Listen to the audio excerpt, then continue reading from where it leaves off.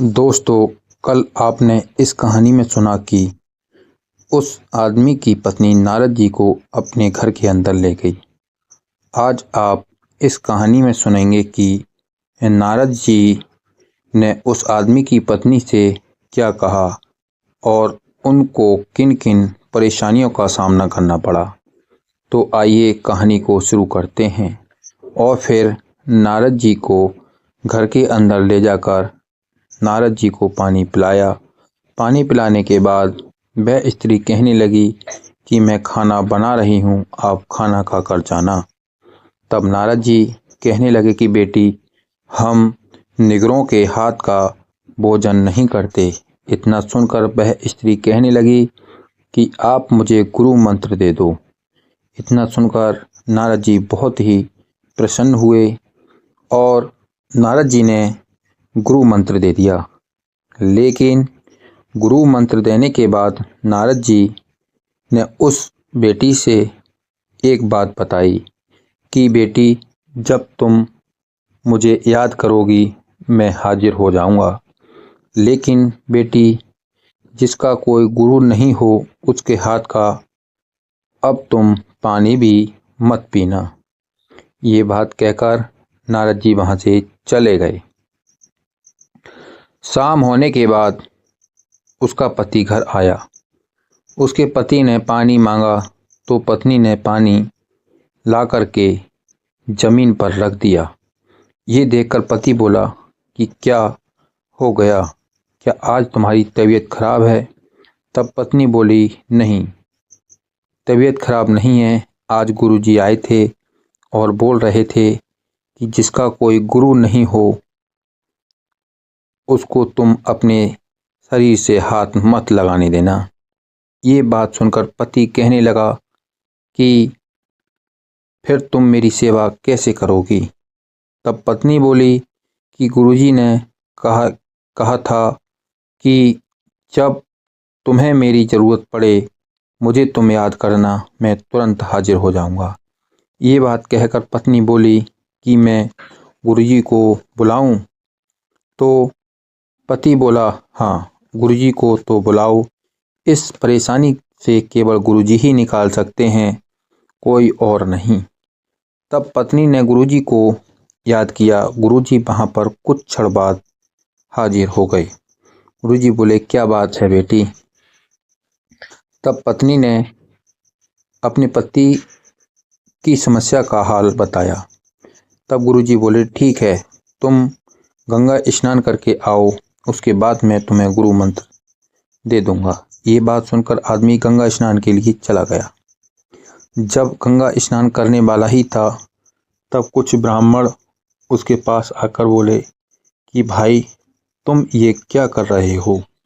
अभी तो कनागत चल रहे हैं। कनागतों में कोई भी अच्छा या नया काम नहीं करना चाहिए।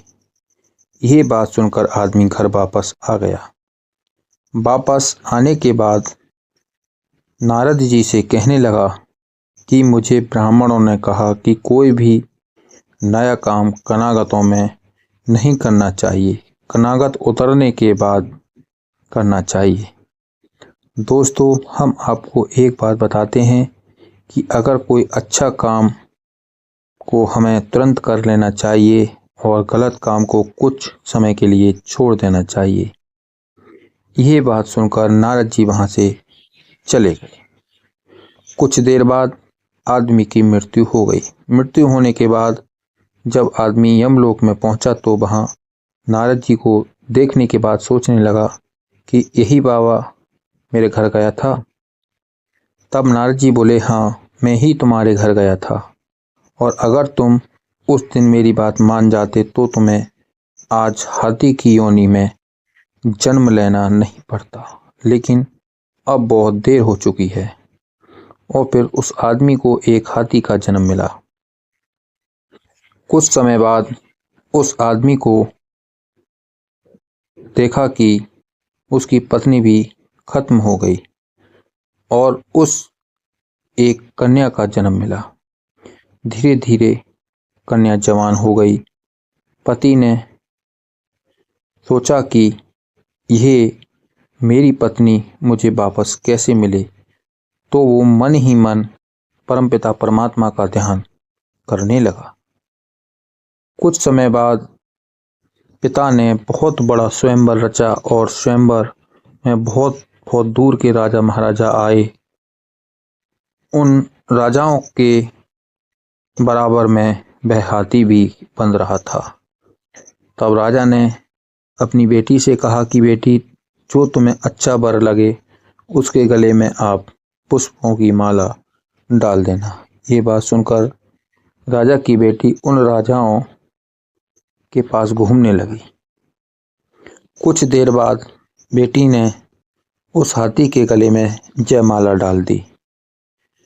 जयमाला को डालते ही राजा बहुत क्रोधित हो गया और बोला कि बेटी, क्या तुम पागल हो गई हो? आदमी की शादी कभी जानवर से नहीं हो सकती। ये बात सुनकर राजा की बेटी बोली कि पिताजी, पिछले जन्म में हम दोनों पति पत्नी थे। अब ये बात राजा को सुनने में बहुत अलग लगी, लेकिन साबित करने के लिए उसके पास सिवाय गुरु के कोई दूसरा रास्ता नहीं था। तब बेटी ने अपने गुरु को याद किया।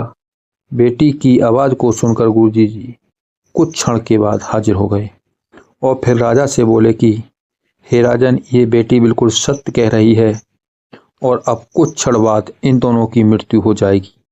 नारद जी की बात सुनकर राजा नारद जी के चरणों में नतमस्तक हो गया और कुछ क्षण बाद उन दोनों की मृत्यु हो गई। दोस्तों, हम आपको एक बात और बता रहे हैं कि अगर पत्नी चाहे तो घर को स्वर्ग बना सकती है और चाहे तो नर्क बना सकती है। एक पत्नी ने अपने पति को पशु योनि से मुक्ति दिला दी, क्योंकि जो लोग इस पृथ्वी पर आने के बाद अगर अपने जीवन में गुरु को बना लेते हैं तो उन्हें मोक्ष के रास्ते स्वयं खुल जाते हैं। दोस्तों, आप सभी को राधे राधे। राजू भाई यूट्यूब चैनल में आप सभी लोगों का स्वागत है। हम दिल से आशा करते हैं कि आप लोगों को हमारी कहानी जरूर पसंद आ रही होंगी। अगर हमारी कहानी आप लोगों को पसंद आ रही हो तो आप अपने फैमिली तथा दोस्तों के साथ शेयर जरूर करें और चैनल को सब्सक्राइब करें, बेल आइकन को प्रेस करें ताकि आने वाली नोटिफिकेशन आपको सबसे पहले दी जा सके। और कमेंट में हर हर महादेव लिखना ना भूलें। आज हमारी पूरी कहानी सुनने के लिए आप सभी लोगों को दिल से धन्यवाद।